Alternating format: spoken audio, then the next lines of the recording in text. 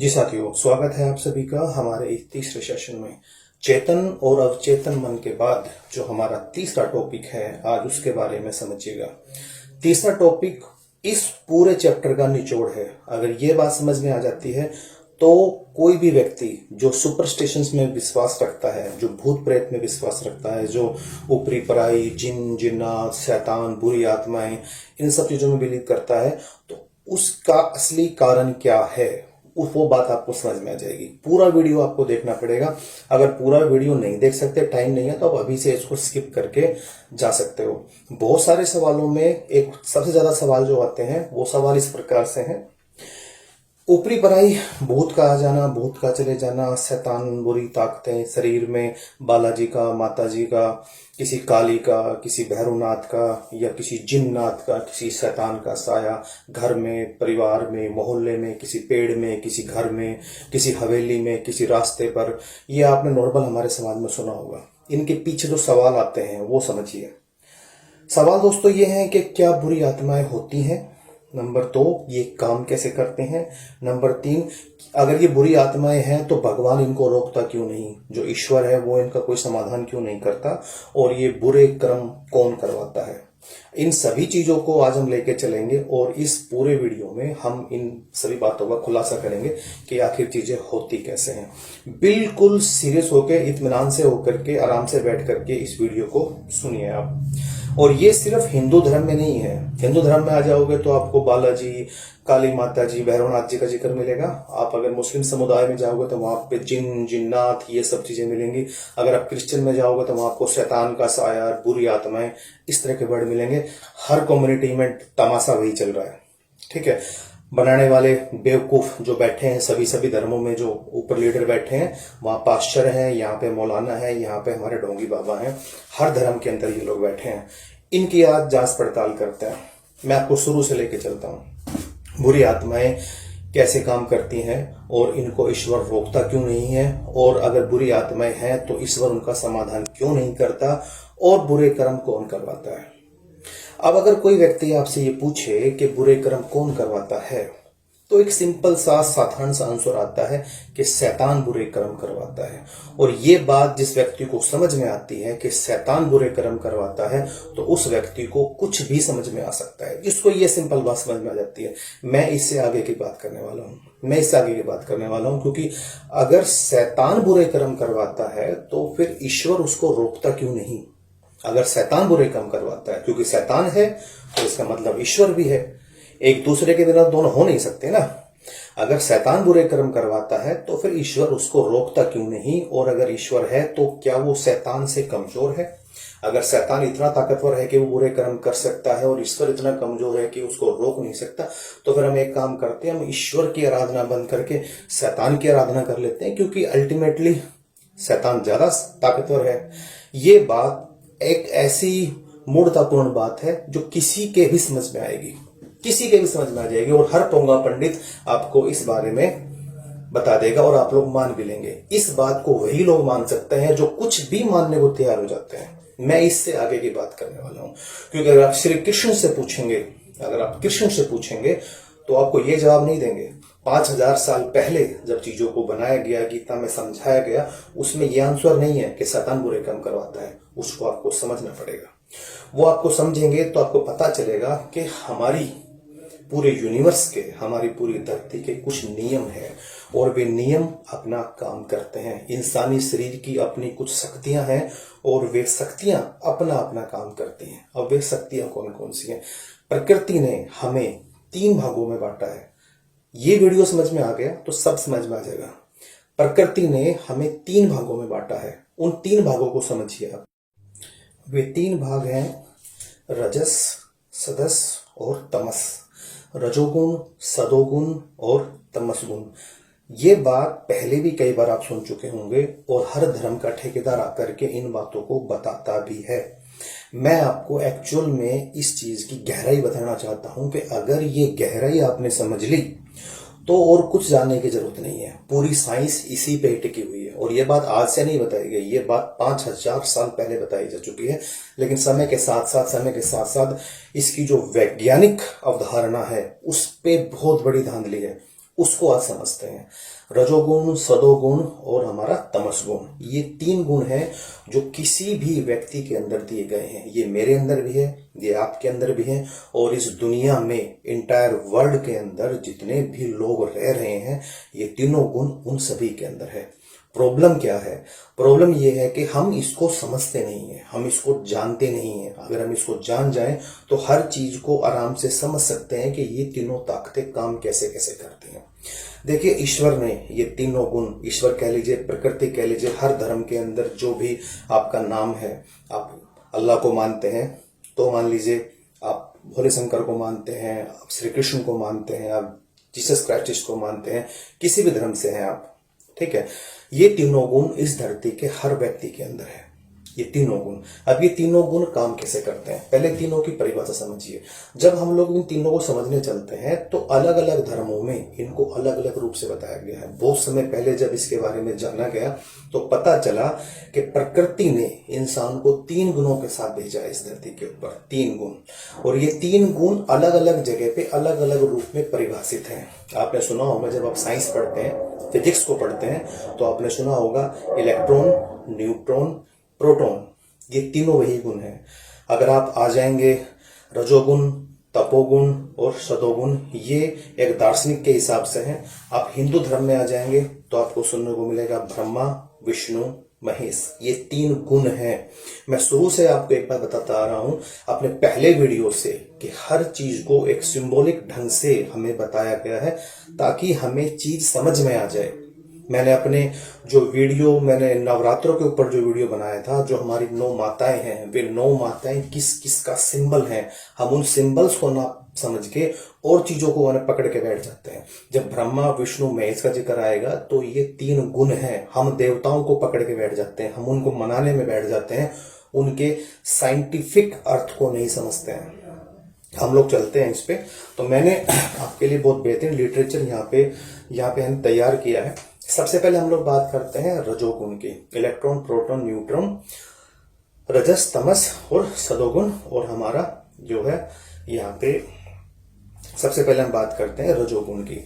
देखिए, ब्रह्मा जिसको हम बोलते हैं, जो किसी भी चीज को बनाता है, जो हमारा निर्माता है, जिसको हमने यहाँ पे रजोगुण दिया है, ये यहाँ बताता है कि आपकी बॉडी के अंदर ये सबसे पहला गुण है जिसको हम बोलते हैं पॉजिटिव।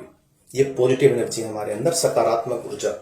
ये जो सकारात्मक ऊर्जा है, ये आपके अंदर हर अच्छा काम करती है। हर अच्छा काम जो आप करते हैं वो रजोगुण में आता है। आपके अंदर सद्भावना है, आपके अंदर प्यार है, आपके अंदर दया का भाव है, आप काम करने के लिए बहुत ज्यादा डिसिप्लिन है, आप किसी की भी मदद करने के लिए तैयार रहते हैं। ये सारे गुण आपके रजोगुण के हैं, ये सारे गुण आपके इलेक्ट्रॉन के हैं, ये सारे गुण आपके दोस्तों ब्रह्मा के हैं, जो चीजों को बनाता है। दूसरा गुण है आपके अंदर जिसको हम बोलते हैं दोस्तों सदोगुण। ये जो सदोगुण है इसको बाद में लेंगे, पहले हम लेते हैं तपोगुण। जो तमस है हमारा, जो हमारा न्यूट्रॉन है, ये जो हमारा न्यूट्रॉन है, ये जो नेगेटिव एनर्जी है, ये भी आपकी बॉडी के अंदर है। प्रकृति ने तीनों चीजें, हमारी तीनों गुण, तीनों शक्तियां हमारे शरीर के अंदर दी है, नेगेटिव और पॉजिटिव। पॉजिटिव हमारा हो गया सदोगुण, हमारा जो अब नेगेटिव रूप है वो है हमारा तपोगुण। इसको हम ब्रह्मा, महेश में ले जाते हैं, ठीक है। शिव भोले जो हैं, जो विनाश करते हैं, जिनके अंदर गुस्सा है, जो हर प्रकार से किसी न किसी चीज के विध्वंस में लगे रहते हैं, ये बुरी आत्माएं, ये हमारे जिन्नात, ये सब इस गुण का नतीजा है। हमारा सकारात्मक गुण है हमारा देवताओं वाला गुण, हमारा तपोगुण है हमारे विनाश वाला गुण, और ये दोनों गुण आपके अंदर हैं।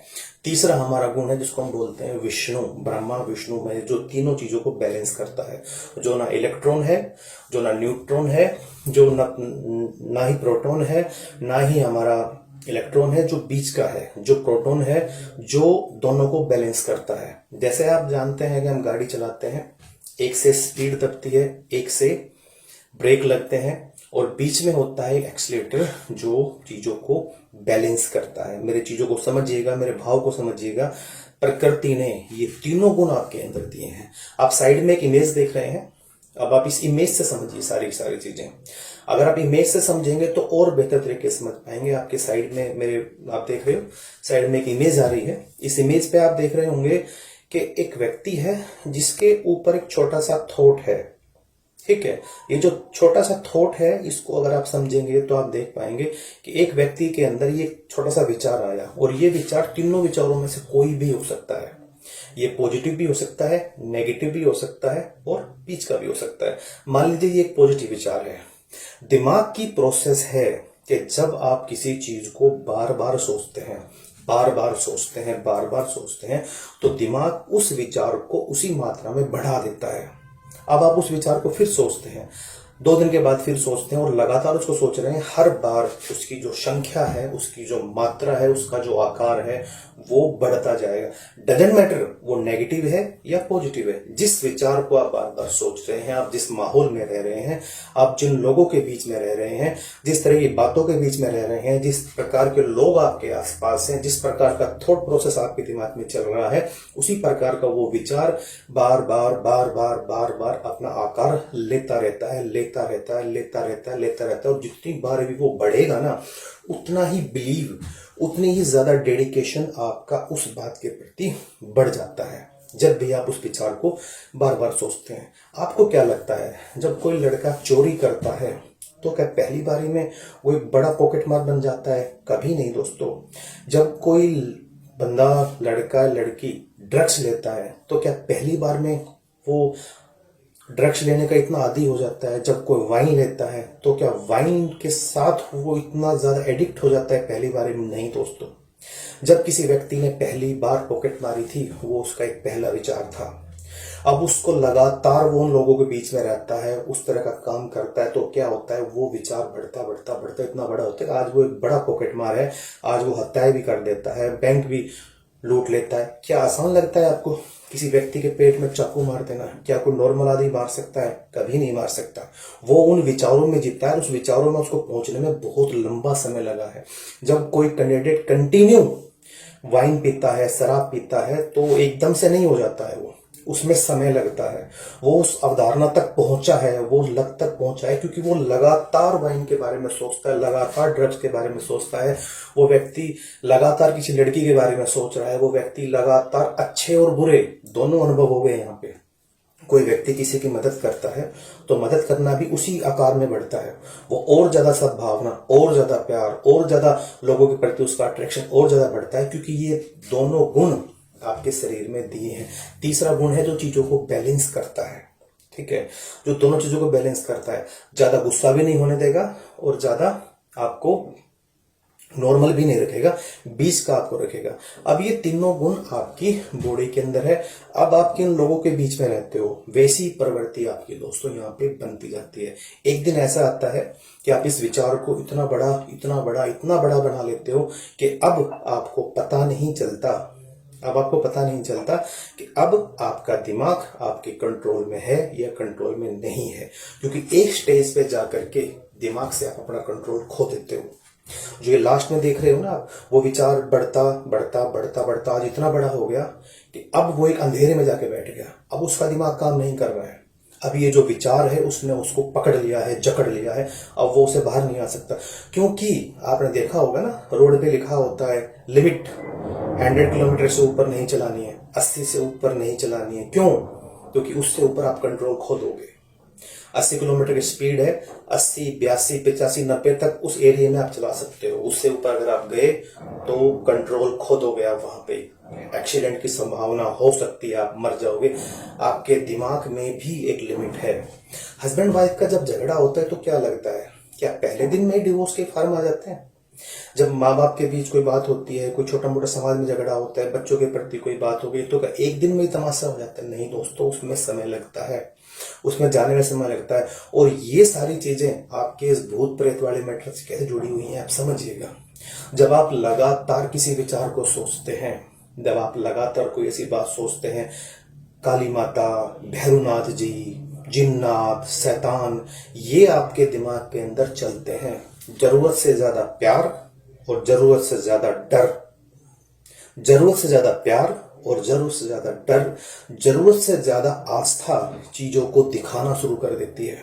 अगर आपको किसी लड़की से, किसी कैंडिडेट से, किसी मेल से, फीमेल से प्यार है तो वो सपने में आना शुरू हो जाता है। उसकी आवाजें सुननी स्टार्ट हो जाती है। आप हर चीज में उसको देखते हैं क्योंकि आप एक चरम सीमा पे हो अपने दिमाग की, जहां दिमाग में वे विचार लगातार लगातार आपके चल रहे हैं। अगर आपका ध्यान बार बार बुरी आत्माओं की तरफ है, लगातार बुरी आत्माओं की तरफ है, आपके अंदर फियर है, आप लगातार उस चीज के बारे में सोच रहे हैं, तो आवाजें सुननी स्टार्ट हो जाती हैं। अपनी परछाई से आप डर जाते हो।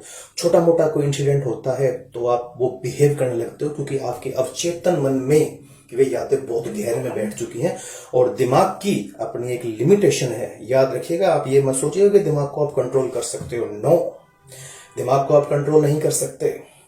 आपका दिमाग ऑटो पायलट पे चला जाता है एक स्टेज पे जाने के बाद। इस कैंडिडेट को देखिए आप, ये जो लाठी घुमा रहा है, आपको क्या लगता है जब इसने पहली बार लाठी घुमाई होगी तो क्या ऐसे ही घुमाई होगी? इस लड़की को देखिए आप, ये लड़की जो जिमनास्ट कर रही है, क्या ये जिमनास्ट पहले दिन ऐसे करने लग गई थी? नहीं दोस्तों, पहले उस चीज के बारे में थोड़ा थोड़ा सोचा जाता है, अभ्यास होता है। उसके बाद क्या होता है कि आपका चेतन मन उन सारी चीजों को अपने अवचेतन मन में डाल लेता है और फिर अवचेतन मन उनको अपने हिसाब से चलाता है, आपको पता भी नहीं चलता। जब पहली बार आपने ड्राइविंग की थी ना, तो आपका ध्यान पूरा ड्राइविंग पे था। कहां पे गड्ढा है, कहां पे ब्रेक करे, कहां ब्रेक लगाने, आपका पूरा ध्यान गाड़ी पे था। अब आपका ध्यान नहीं होता, अब ऑटो पायलट पे चलती है गाड़ी आपकी। आपको सिर्फ किक लगा के बैठना होता है, गाड़ी में बैठ के स्टार्ट करना होता है। बाकी गियर कब बदलना है, कब क्लिच छोड़नी है, कब स्पीड दबाना है, कब ब्रेक करना है, ये आपका अवचेतन मन अपने आप करता है। अपने आप नहीं करते उसको। जब भूत प्रेत जैसी चीजें दिमाग में होती हैं तो आप नहीं करते हो कुछ भी। आपका अवचेतन मन, जो मेमोरी आपने बिठा रखी है उसके अंदर, जो यादें आपने बिठा रखी हैं, क्योंकि वे ताकतें आपके शरीर के अंदर हैं, वे तीनों गुण आपके अंदर हैं और वे तीनों गुण अपना काम करते हैं। जब आप चिल्ली मारते हो तो लोग बोल देते हैं इसमें आत्मा आ गई। जब लोग बोलते हैं कि बाल बिखेर लिए तो बोल देते हैं जिसके अंदर तो कोई काली माता आ गई। कोई चिल्लाने लगता है तो उसके अंदर कोई, उस एरिया में, हर गांव में, हर शहर में आपको एक नया बाबा जी, एक नया आपको जिन्नात मिल जाएगा जिसके अंदर कोई आत्मा आती है। उस एरिया का बाबा उसमें आता है और वो आकर के फिर चिल्लाएगा, शोर मचाएगा, पलटे मारेगा अपने और तमाशा करेगा। लोग इसको सुपर पावर, ऊपरी पराई और भाई भगवान, पता नहीं क्या क्या नाम दे देते हैं, जबकि ये आपके शरीर के तीनों गुण हैं जो एक स्टेज पे जाकर के अपने आप काम करना शुरू कर देते हैं। और इसमें बहुत ज्यादा टाइम पे झूठ चलता है, ठीक है, क्योंकि ये दुकानें बन चुकी हैं। जो लोग बोलते हैं मेरे अंदर हाजिरी दरबार लगाते हैं, जो लोग बुझा बजा काटते हैं, ये दोस्तों सबकी दुकानें हैं। किसी के पास कुछ नहीं है। 100 लोगों के पास जाओगे, 20 लोग ठीक हो जाएंगे। 20 लोग आप नॉर्मली भी जाओगे तो ठीक सब हो ही जाते हैं। उस बारे में हम फिर कभी आएंगे। फिलहाल मेरी इस बात को समझिए कि ये चीजें काम कैसे करती हैं। ये चीजें ऐसे ही काम करती हैं। आप इस वीडियो को देखिए, ये लोग क्रिश्चियन हैं और ये स्टेज पे भूत निकालते हैं। जिस लड़की को आप स्टेज पे देख रहे हैं, ये लड़की या तो बुलाई गई है एक्टिंग करने के लिए, पहले तो ये होता है, क्योंकि इसके बारे में मैं खोल के बता दूंगा कि ये चीजें कैसे होती हैं। ये बहुत ज्यादा टाइम पे पेड प्रमोशन होता है इनका, ठीक है। एक फेक कंटेंट तैयार किया जाता है जब इस चीज को स्टेज पे दिखाया जाता है। दूसरे पहलू में ये मान लेते हैं कि हो सकता है रियल में इस लड़की को ये प्रॉब्लम हो। तो ये जो प्रॉब्लम है ना, ये जो लड़की यहाँ पे रिएक्ट कर रही है, ये लड़की वो रिएक्ट नहीं कर रही है। इस लड़की के अंदर वो चीजें घूम रही हैं जो इसने अपने दिमाग के अंदर बिठा रखी हैं। ये लड़की एकदम से नहीं हो गई ऐसी, इसके पीछे एक लंबी प्रोसेस चली है। अब बोलते हैं लड़की ऐसा कैसे कर सकती है? भैया कर सकती है। आपके अवचेतन मन की पावर का आपको नहीं पता है कि अवचेतन मन एक स्टेज पे जाकर के अपने आप काम करना शुरू कर देता है, आपको पता भी नहीं चलता है। कैसे? इनको देखिए, ये जो मौलाना साहब है, ये जो बैठी है यहाँ पे, ये जो लेडी बैठी है, इसको देखिए एक बार, ये यहाँ पे चल रहा है, ये भी बिल्कुल सेम यही चीज है। एक स्टेज पे जाकर के चीजें अपना काम करना छोड़ देती हैं दोस्तों। अब आप देखिए, एक मूवी क्लिप आपको मैं और दिखाता हूं। ये एक मूवी है ग्लोबल बाबा, और ये एक लड़की है जो फिल्म में हीरोइन का रोल निभा रही है, और ये इन चीजों के सख्त खिलाफ है, इन ऊपरी पराई के, इन बाबाओं के। और ये लड़की एक जांच पड़ताल के लिए चली जाती है इसी बाबा के धाम पे। देखिए चीजें काम कैसे करते हैं, क्योंकि कुछ लोग ये बोलते हैं कि सर फिर वहां पे धाम पे जाती क्या हो जाता है एकदम से। देखिए जब आप धाम पे जाते हैं तो क्या होता है, देखिए यहाँ पे लोग रो रहे हैं, यहाँ पे रोने का माहौल बना हुआ है। लोग दुखी हैं, परेशान हैं, अपनी अपनी समस्याएं लेके आए हुए हैं। आपके आसपास एक ऐसा माहौल बना हुआ है जो बहुत ही ज्यादा नेगेटिव है। और वहां पे लोग अपनी समस्याएं बता रहे हैं, और ये लड़की जब आती है लोगों को रोता हुआ देखती है, तो उसको देख करके इसको भी अपनी मेमोरी याद आती है कि इसकी भी मेमोरी में, इसके भी अवचेतन मन में कुछ नेगेटिव बातें बैठी हैं, कुछ जिंदगी के पुराने नेगेटिव अनुभव बैठे हैं, वो उन चीजों को रिमाइंड करती है। इसके अंदर भी वही चीजें एक्टिवेट हो जाती हैं और ये भी उसी माहौल का शिकार हो जाती है, और ये भी आकर के मेरी मदद करो, मैं भी दुखियारी हूं। और जब ये वहां से बाहर निकलती है तो ये खुद सरप्राइज होती है कि मुझे खुद पता नहीं चला वहां जाके क्या हुआ। माहौल, आपका माहौल आपके अंदर चीजें बना देता है, आपका माहौल।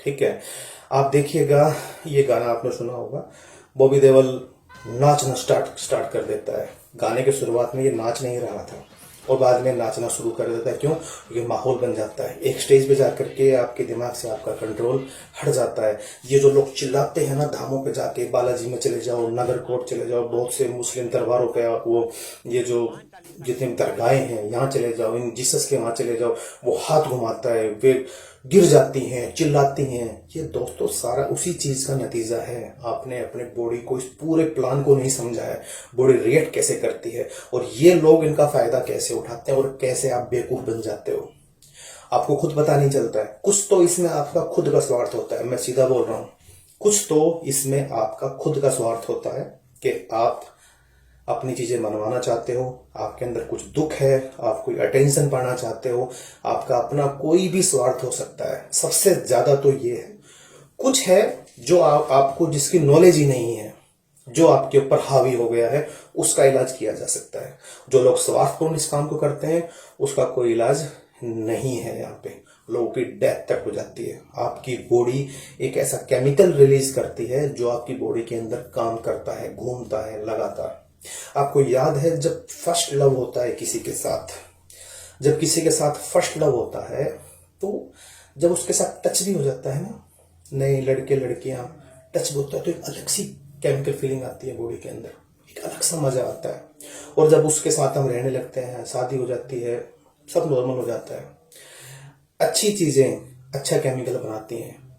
और जब आप डरे होते हैं तो बहुत भयंकर केमिकल बॉडी के अंदर बनता है, मौत भी हो सकती है आपकी उस केमिकल से। आदमी इतना डर जाता है, उसकी आवाज चली जाती है, वो मर सकता है, क्योंकि आपके दिमाग में उसको लेकर के हाहाकार क्या मचा हुआ है। किसी दरबार में हाजिरियां चल रही हैं, लोग चिल्ला रहे हैं, एक बंदा साइड में डोर में बैठा था, अभी वो भी चिल्लाने लग गया, वो भी चीखने लग गया वहां पे। वो क्या है? वो उसी का ही नतीजा है। उसमें कोई देवी देवता नहीं आया है, वो उस माहौल का शिकार हो गया। कुछ तो ये स्वार्थपूर्ण है, कोई अटेंशन पाना चाहते हैं, उनका अपना कोई दुकान खोलना चाहते हैं, या फिर अपने घर वालों को कुछ बताना चाहते हैं, या वो काम से बचना चाहते हैं, कुछ भी करना चाहते हैं। ठीक है, बहुत सारे कारण हो सकते हैं। और जो एक्चुअल में शिकार हो जाते हैं उनको बॉडी के बारे में पता नहीं है। उनको ये पता है कि ऐसा कुछ होने से, माहौल चिल्लाने से मेरे अंदर कोई काली माता, ये माता, वो माता, भूत प्रेत जिन्नात शैतान वगैरह आते हैं। ये जो है क्रिश्चियन वाले जो ड्रामा करते हैं कि हम शैतानों का इलाज करते हैं, बुरी आत्माएं होती हैं, भैया कोई बुरी आत्मा नहीं है, वे लोग भी इसी का शिकार हैं। धर्म चाहे कोई भी हो, सब लोगों का घुमा फिरा करके मकसद सिर्फ यही है। ये तीनों शक्तियां हैं, ये बॉडी में काम करती हैं। जिस शक्ति को आप ज्यादा एनर्जी देते हैं वो शक्ति अपना काम करना शुरू कर देती है। एक स्टेज तक वो शक्ति आपके कंट्रोल में होती है, एक स्टेज आने के बाद वो शक्ति से आपका कंट्रोल हट जाता है और आप उस शक्ति के वशीभूत हो जाते हैं। ये ड्रग्स भी हो सकती है, ये स्कैम, ये आपकी अफीम भी हो सकती है, ये इंटरनेट भी हो सकता है, ये आपकी बीड़ी भी हो सकती है, आपकी सिगरेट भी हो सकती है, ये आपका घूमना भी हो सकता है, ये आपका कोई भी आपकी हैबिट जिसको आप लगातार पोषण देते हैं, वो एक स्टेज पे जाकर के अपना काम अपने कंट्रोल में ले लेती है। देखिए बहुत सारे ऐसे ऐसे वक्ता होते हैं जो स्टेज पे आकर उनको आप माइक दे दीजिए, वो कंटिन्यू बोलना स्टार्ट कर देते हैं। 1 घंटा, 2 घंटा, 3 घंटा, उनसे कितना भी बुलवा लो, क्या लगता है क्या वो दिमाग से बोल रहे हैं? नो, उनका अवचेतन मन उनके माइक के साथ जुड़ चुका है। हाथ में आते ही वो बोलना स्टार्ट कर देता है। अब आप इस चीज को कितना समझते हैं, कितना समझना चाहते हैं, इससे आपका फ्यूचर बनेगा। अगर आपको ये लग रहा है कि नहीं नहीं ऐसा कुछ नहीं है, तो भैया आप बता दीजिए कैसा है, क्या समाधान हो सकता है, कहां से आया है। मेरा खुला चैलेंज है पूरे भारत में कोई भी किसी भी कम्युनिटी का, क्रिश्चियन, मौलाना, हमारे ये हिंदू बाबा जियों वाला और अदरवाइज कोई भी अघोरी, कोई भी तांत्रिक, कोई भी जादूगर आकर के मेरी बात को चैलेंज करते, कोई बात को मेरी को चैलेंज करते, मेरा खुला चैलेंज है, मेरे सामने करके दिखाइए, मैं उसका चैलेंज एक्सेप्ट करूंगा। मेरे साथ जो होगा उसका जिम्मेवार मैं खुद होऊंगा। मैं एग्रीमेंट भरकर उसके साथ बैठूंगा। अगर वो कुछ भी अपने पास कुछ भी सुपर पावर रखता है तो अच्छे बाबा जी भी हैं, अच्छे बाबा जी भी हैं, अच्छे तांत्रिक भी हैं, अच्छे यहाँ पे अघोरी बाबा भी हैं, अच्छे साधु भी हैं जो चीजों को समझते हैं, लोगों को एक्चुअल में बात बताते हैं, बेटा इस चीज का समाधान ये है और ये चीजें ऐसे काम करती हैं। लेकिन हम लोग समझना नहीं चाहते, हमें तमाशे चाहिए, हम लोग बचना चाहते हैं, अटेंशन पाना चाहते हैं और अटेंशन के चक्कर में हम ये सारी की सारी गड़बड़ हमारे समाज में कर देते हैं। ये 3 गुण है आपके अंदर, ब्रह्मा विष्णु महेश, ये तीनों गुण अपना काम करते हैं। इनको बस समझने की जरूरत है। बीच का जो विष्णु है, जो चीजों को बैलेंस करता है, उसको समझिए। आपके अंदर प्यार भी है, आपके अंदर गुस्सा भी है और ये तीनों गुण एक इंसान की जरूरत है। इसमें बेकार एक भी नहीं है, तीनों की जरूरत है बॉडी के अंदर और तीनों से ही जिंदगी चलती है। क्योंकि प्रकृति ने आप में डाले हैं तो सही डाले, इनके बगैर जिंदगी नहीं चलती है। बस आपको इनको समझने की जरूरत है। ये भूत प्रेत जो है ये आपके ये तीनों गुण हैं। जिस गुण को ज्यादा काम दोगे वो वैसा ही काम करना शुरू कर देगा। तपो को ज्यादा काम दोगे वो शैतान बन के आपके दिमाग में खड़ा हो जाएगा, आपको कैप्चर कर लेगा। ठीक है, अब इसके बाद ये टॉपिक यहाँ पे हम लोग खत्म करते हैं। इसके बाद चीजें आ जाती हैं हमारी, किया कराया, किसी ने तुम्हारे ऊपर कुछ करवा रखा है, हमने इलाज करवाया तो हम ठीक हो गए। इसके अलावा ये सब जो पाखंड है हम इनका वन बाय वन एक एक का पर्दाफाश करेंगे। फिलहाल हम इस टॉपिक को यहाँ पे रोकते हैं। इससे रिलेटेड कोई भी सवाल है, कोई भी इंक्वायरी है, आप मेरे पास मैसेज में डाल सकते हैं, कमेंट्स में डाल सकते हैं, इस वीडियो को शेयर कर सकते हैं। किसी भाई अगर कोई इस समस्या से परेशान है तो उसका समाधान हो जाएगा।